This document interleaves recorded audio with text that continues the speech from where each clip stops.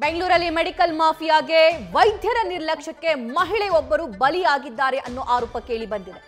ಹಣಕ್ಕಾಗಿ ಅಮಾಯಕರ ಜೀವದ ಜೊತೆ ಆಸ್ಪತ್ರೆಯವರು ಚೆಲ್ಲಾಟ ಆಡೋದನ್ನ ಯಾವಾಗ ಸ್ಟಾಪ್ ಮಾಡ್ತಾರೆ ಅನ್ನೋ ಆಕ್ರೋಶ. 2 ದಿನ 2 ಆಸ್ಪತ್ರೆ, 2 ಆಪರೇಷನ್, 2 ವೈದ್ಯರು, ಆದ್ರೆ ಮಹಿಳೆಯೊಬ್ಬರ ಸಾವು. ಮೊದಲಿಗೆ ಮಿರಾಕಲ್ ಆಸ್ಪತ್ರೆಯಲ್ಲಿ ಶಸ್ತ್ರಚಿಕಿತ್ಸೆಯನ್ನ ಮಾಡಿದ್ದು ಡಾಕ್ಟರ್ ಸಂಜನಾ. ನಂತರ ಸ್ಪಂದನಾ ಆಸ್ಪತ್ರೆಗೆ ಸಂಜನಾ ಅವರು ರೆಫರ್ ಮಾಡ್ತಾರಂತೆ. ಅಲ್ಲೂ ಕೂಡ ಅವರಿಂದಲೇ ಆಪರೇಷನ್ ಆಗುತ್ತೆ. ಉಪಕರಣಗಳೇ ಇಲ್ಲದೆ ಆಪರೇಷನ್ ನಡೆಸಿದ್ದಾರೆ ಹಾಸ್ಪಿಟಲ್ನಲ್ಲಿ. ಈ ಆರೋಪ ಕುಟುಂಬಸ್ಥರು ಮಾಡ್ತಾ ಇರೋದು.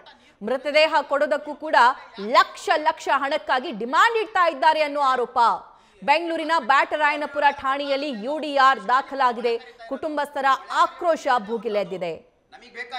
ಏನ್ ಅನ್ಕೊಂಡಿದ್ದಾರೆ ಇವರು ಪೇಷಂಟ್ಸ್ ಅಥವಾ ಒಂದು ಜೀವ ಅಂದ್ರೆ ಅಂತ. ಇಂತಹ ಘಟನೆ ಇದೇ ಮೊದಲ ಬಾರಿಗೆ ನಡೆದಿರೋದಲ್ಲ. ಹಸುಗೂಸುಗಳನ್ನು ನೋಡಲ್ಲ, ಗರ್ಭಿಣಿಯರನ್ನೂ ನೋಡಲ್ಲ, ವೃದ್ಧರನ್ನೂ ನೋಡಲ್ಲ. ಹಣ ಅಷ್ಟೇ ಬೇಕಾ ಇವರಿಗೆ?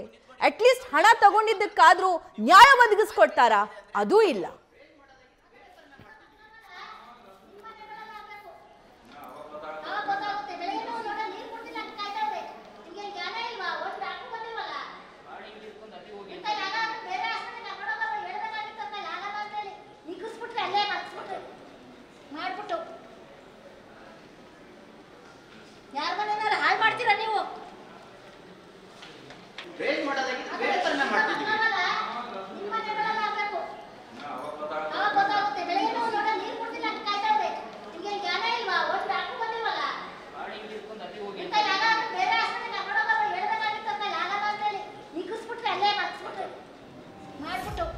ಸರ್, ನನ್ನ ಫ್ರೆಂಡ್ ಅವರು ಈಗ ಶನಿವಾರ ಹೋಗಿ ಅಡ್ಮಿಂಟ್ ಆದರು.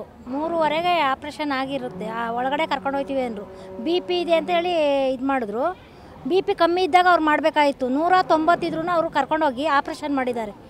ಇವಾಗ ಅಲ್ಲಿ ಆಪ್ರೇಷನ್ ಮಾಡಿ ಭಾನುವಾರ ಚೆನ್ನಾಗಿದ್ದರು, ಸೋಮವಾರ ಇನ್ಸ್ಪೆಕ್ಷನ್ ಆಗಿದೆ ಅಂತ ಇದ್ದಕ್ಕಿದ್ದಂಗೆ ಇಲ್ಲಿ ತಂದು ಅಡ್ಮಿಟ್ ಮಾಡಿದ್ದಾರೆ. ಅದರಿಂದ ಇಲ್ಲಿಂದ ಇದಾಗಿರೋದು. 2 ಹಾಸ್ಪಿಟ್ಲಿಂದನೂ ಸೇರೇ ಇದು ಮಾಡ್ತಾ ಇರೋದು. ಈಗ 2 ಮಕ್ಕಳಿದ್ದಾರೆ. ಅದೇ ಡಾಕ್ಟ್ರು ಇಲ್ಲಿ ಬಂದಿರೋದು. ಅವರು ಹೊಟ್ಟೆ ನೋವು ಅಂತ ಇದು ಮಾಡಿದರು. ಹೊಟ್ಟೆ ನೋವು ಅಂತ ಹೇಳಿದ್ಮೇಲೆ ಹಾಸ್ಪಿಟ್ಲಿಗೆ ಅಡ್ಮಿಟ್ ಮಾಡಿದ್ರು. ಒಂದು 3ನೇ ದಿನ ತೋರಿಸಿದ್ರು. 4ನೇ ದಿನ ಅಡ್ಮಿಟ್ ಮಾಡಿ ಅಂದರು. ಮಾಡಿದಿನೇ ಆಪ್ರೇಷನ್ ಮಾಡಿದ್ರು. ಆಪ್ರೇಷನ್ ಮಾಡಿದ್ಮೇಲೆ ಇಲ್ಲ ಈ ಥರ ಆಗಿದೆ, ಸ್ಕ್ಯಾನಿಂಗ್ ಮಾಡಿಸಿದ್ರು. ಸ್ಕ್ಯಾನಿಂಗ್ ರಿಪೋರ್ಟ್ ಏನು ಇತ್ತಂತನೂ ನೋಡಿಲ್ಲ. ಅಲ್ಲಿಂದ ಕರ್ಕೊಂಬಂದು ಏನು ಮಾಡಿದ್ರು, ಇಲ್ಲಿಗೆ ಅಡ್ಮಿಟ್ ಮಾಡಿದ್ರು. ಇಲ್ಲಿಗೆ ಅಡ್ಮಿಟ್ ಮಾಡಿ ಮೆಡಿಸಿನ್ ಎಲ್ಲ ಕೊಟ್ಟಾದಮೇಲೆ ನೈಟು 11 ಗಂಟೆಗೇನೋ ಅವ್ರು ನೋಡೋಕೆ ಹೋದರೆ ಇವರು ಇದು ಮಾಡಿಲ್ಲ, ಏನು ರೆಸ್ಪಾನ್ಸ್ ಇಲ್ಲ ಅಂತ ಇದು ಮಾಡಿದ್ರು. ಫೋನ್ ಮಾಡೋದು, ರಿಪೋರ್ಟೆಲ್ಲ ನಾನು ತಗೊಬಂದೆ. ಆ ರಿಪೋರ್ಟು ಏನು ಅಂತಂದ್ರೆ ಚೆಕ್ ಮಾಡಿಲ್ಲ ಇವರು. ರಿಪೋರ್ಟ್ ನನ್ನ ಹತ್ರನೇ ಇದೆ, ಏನು ಚೆಕ್ ಮಾಡಿಲ್ಲ. ಅಲ್ಲಿಂದ ಬಂದು ಬೆಳಗ್ಗೆ ಬಂದು ಕೇಳಿದ್ರೆ ಏನೂ ಆಗೋಲ್ಲ, ತೊಂದರೆ ಎಲ್ಲ ಕ್ಲಿಯರ್ ಆಗಿದ್ದಾರೆ ಅಂತ ಹೇಳ್ಬಿಟ್ಟು ಅವ್ರು ಹೋದವರು. ಮತ್ತೆ ಬರಲೇ ಇಲ್ಲ ಅವರು. ಆಮೇಲೆ ನೋಡಿದ್ರೆ ಡೆತ್ ಆಗಿದ್ದಾರೆ. ಸರ್, ಇಲ್ಲಿ ಯಾವ ಥರ ನಿರ್ಲಕ್ಷ್ಯ ಆಗಿದೆ ಅಂತ ನಿಮ್ಮ ಆರೋಪ? ಈ ಬಗ್ಗೆ ಮತ್ತಷ್ಟು ಲೈವ್ ಡೀಟೇಲ್ಸ್ ನೀಡ್ತಾರೆ ಸ್ಪಂದನಾ ಹಾಸ್ಪಿಟಲ್ನಿಂದ ನಮ್ಮ ಕರೆಸ್ಪಾಂಡೆಂಟ್ ಸತ್ತಾರ್ ಲೈವ್ನಲ್ಲಿ ಜಾಯ್ನ್ ಆಗಿದ್ದಾರೆ. ಸತ್ತಾರ್, ಸ್ಪಂದನಾ ಅಂತ ಹೆಸರಿಟ್ಕೊಂಡು, ಮಿರಾಕಲ್ ಹಾಸ್ಪಿಟಲ್ ಅಂತ ಹೆಸರಿಟ್ಕೊಂಡು ಡಿಸಾಸ್ಟರ್ ಅಂತಹ ಕೆಲಸ ಮಾಡ್ತಿದ್ದಾರಲ್ಲ ಇವರು. ದೂರಿನಲ್ಲಿ ಏನಿದೆ, ಮಹಿಳೆ ಯಾವಾಗ ಯಾವ ಹಾಸ್ಪಿಟಲ್ಗೆ ಮೊದಲಿಗೆ ಹೋಗಿದ್ದು, ಏನೆಲ್ಲ ಆಯಿತು, ಡೀಟೇಲ್ಸ್ ನೀಡ್ತಾ ಹೋಗೋದಾದ್ರೆ.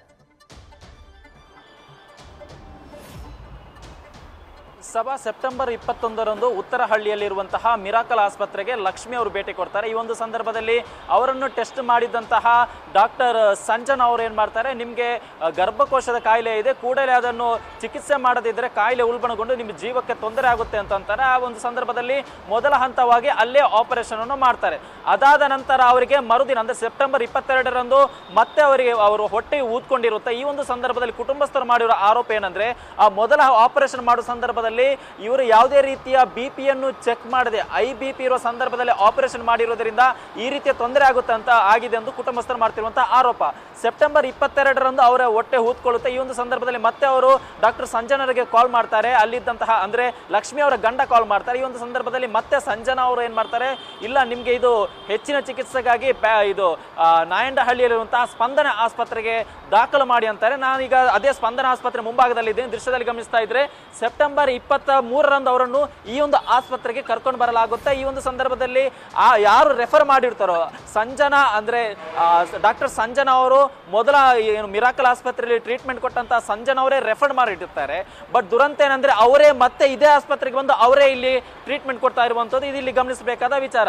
23ರಂದು ಅವರು ಈ ಸ್ಪಂದನ ಆಸ್ಪತ್ರೆಗೆ ಬರ್ತಾರೆ. ಸ್ಪಂದನ ಆಸ್ಪತ್ರೆ ಬಂದ ಸಂದರ್ಭದಲ್ಲಿ ಇಲ್ಲಿದ್ದಂತಹ ವೈದ್ಯ ಸುರೇಶ್ ಹಾಗೂ ಸಂಜನಾ ಇಬ್ರು ಸೇರಿ ಮತ್ತೆ ಟ್ರೀಟ್ಮೆಂಟ್ ಕೊಡ್ತಾರೆ. ಈ ಒಂದು ಸಂದರ್ಭದಲ್ಲಿ ಅವರಿಗೆ ಹೆವಿ ಬ್ಲೀಡಿಂಗ್ ಆಗುತ್ತೆ. ಮರುದಿನ ಅವರು ಡೆತ್ ಆಗಿದ್ದಾರೆ ಅಂತ ಆರೋಪವನ್ನು ಕುಟುಂಬಸ್ಥರು ಮಾಡ್ತಾ ಇರುವಂತದ್ದು.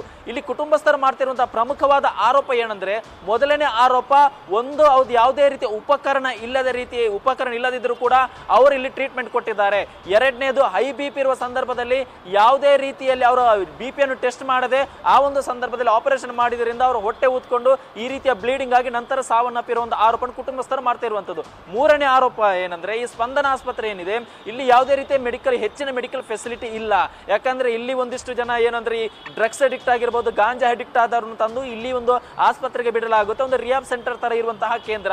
ಇಲ್ಲಿ ಯಾವುದೇ ರೀತಿಯ ಈ ರೀತಿಯ ಆಪರೇಷನ್ ಮಾಡಲು ಯಾವುದೇ ರೀತಿಯ ಅವಕಾಶ ಇಲ್ಲ ಅನ್ನೋ ಆರೋಪವನ್ನು ಕುಟುಂಬಸ್ಥರು ಮಾಡ್ತಾ ಇರುವಂತದ್ದು. ಮತ್ತೊಂದು ವಿಚಾರ ಏನಂದ್ರೆ, ಇಲ್ಲಿ ವೈದ್ಯರ ಕೊರತೆ ಇಲ್ಲಿ ಎದ್ದು ಕಾಣ್ತಾ ಇದೆ. ಯಾಕಂದ್ರೆ ಒಬ್ಬರು ವೈದ್ಯರು ಟ್ರೀಟ್ಮೆಂಟ್ ಕೊಟ್ರೆ ಮರುದಿನ ಆ ಪೇಷಂಟ್ಗೆ ಏನಾದರೂ ಎಮರ್ಜೆನ್ಸಿ ಕಾಣ್ಕೊಂಡ್ರೆ ಆ ಟ್ರೀಟ್ಮೆಂಟ್ ಕೊಟ್ಟಂತಹ ವೈದ್ಯರು ಇಲ್ಲಿ ಇರಲ್ಲ, ಅವರು ಬೇರೆಲ್ಲೋ ಆಪರೇಷನ್ ಮಾಡ್ತಾ ಇರ್ತಾರೆ. ಈ ಒಂದು ಕೇಸಲ್ಲಿ ಅದೇ ಆಗಿರುವಂತದ್ದು.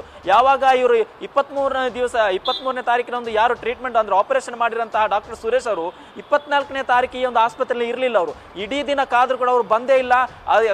ಅಲ್ಲಿದ್ದಂತಹ ಬೇರೆ ಸಿಬ್ಬಂದಿ ಬಂದು ಲಕ್ಷ್ಮಮ್ಮ ಅವರು ಏನು ಡೆತ್ ಆಗಿದ್ದಾರೆ, ಸಾವನ್ನಪ್ಪಿದ್ದಾರೆ ಅಂತ ಹೇಳ್ತಾರೆ. ಬಟ್ ಇಲ್ಲಿ ಮತ್ತೊಂದು ವಿಚಾರ, ಈ ರೀತಿಯ ಪ್ರಮುಖವಾಗಿ ಏನು ಹಣಕ್ಕೋಸ್ಕರ ಈ ರೀತಿ ಮಾಡಿರುವಂತಹ ಆರೋಪ ಇಲ್ಲಿ ಕೇಳಿ ಬರ್ತಾ ಇರುವಂತದ್ದು. ಮತ್ತೆ ಇಲ್ಲಿ ಗಮನಿಸಲು ವಿಚಾರ ಏನಂದ್ರೆ, ಯಾವಾಗ ಮಿರಾಕಲ್ ಆಸ್ಪತ್ರೆಯಿಂದ ಸಂಜನಾ ಅವರು ಈ ಸ್ಪಂದನ ಆಸ್ಪತ್ರೆಗೆ ರೆಫರ್ ಮಾಡ್ತಾರಲ್ಲ, ಅದೇ ವೈದ್ಯರು ಅವರಿಗೊಂದು ಪ್ಯಾಕೇಜ್ ಅನ್ನು ಹೇಳಿರ್ತಾರೆ. ಮ್ಯಾಕ್ಸಿಮಮ್ ಒಂದು 65,000 ಆಗ್ಬೋದು. 65,000ದಲ್ಲಿ ಎಲ್ಲಾ ರೀತಿಯ ನಿಮ್ಮ ಟ್ರೀಟ್ಮೆಂಟ್ ಮುಗ್ದು ಹೋಗುತ್ತೆ ಅಂತಾರೆ. ಅದಕ್ಕೆ ಅವರು ಕುಟುಂಬಸ್ಥರು ಮೊದಲ ಹಂತವಾಗಿ 50,000ವನ್ನು ಅಡ್ವಾನ್ಸ್ ಆಗಿ ಪೇ ಮಾಡ್ತಾರೆ. ಬಟ್ ಇವರು ಡೆತ್ ಆದ ನಂತರ 1,72,000ಕ್ಕೆ ಬೇಡಿಕೆ ಇಟ್ಟಿರುವ ಆರೋಪ ಕೂಡ ಕೇಳಿ ಬಂದಿರುವಂತದ್ದು. ಅಂದ್ರೆ ಮೃತದೇಹ ಕೊಡಬೇಕಾದ್ರೆ ನೀವು 1,72,000 ಪೇ ಮಾಡಿ, ಇಲ್ಲದಿದ್ರೆ ಯಾವುದೇ ಕಾರಣಕ್ಕೂ ಮೃತದೇಹ ಕೊಡಲ್ಲ ಅಂತ ಪಟ್ಟು ಹಿಡಿದಿರ್ತಾರೆ. ಇದಾದ ನಂತರ ನ್ಯೂಸ್ ಫಸ್ಟ್ DH ಅವರ ಗಮನಕ್ಕೆ ತರುತ್ತೆ. ಅದಾದ ನಂತರ DH ಅವರು ಯಾವಾಗ ಇನ್ವಾಲ್ವ್ ಆಗ್ತಾರೆ, ಅದಾದ ನಂತರ ಸ್ಪಂದನ ಆಸ್ಪತ್ರೆಯಿಂದ ಇದೀಗ ಮೃತದೇಹ ಕೊಡುವಂತ ಕೆಲಸ ಆಗಿದೆ. ಸದ್ಯ ಮೃತದೇಹ ವಿಕ್ಟೋರಿಯಾ ಆಸ್ಪತ್ರೆಯಲ್ಲಿ ಅಲ್ಲಿ ಮರಣೋತ್ತರ ಪರೀಕ್ಷೆ ಕೂಡ ನಡೀತಿರುವಂತದ್ದು. ಸಭಾ, ಥ್ಯಾಂಕ್ ಯು ಸತಾರ್. ನ್ಯೂಸ್ ಫಸ್ಟ್ ನಿರ್ಭೀತಿಯಿಂದ ನಿಮ್ಮ ಪರವಾಗಿ.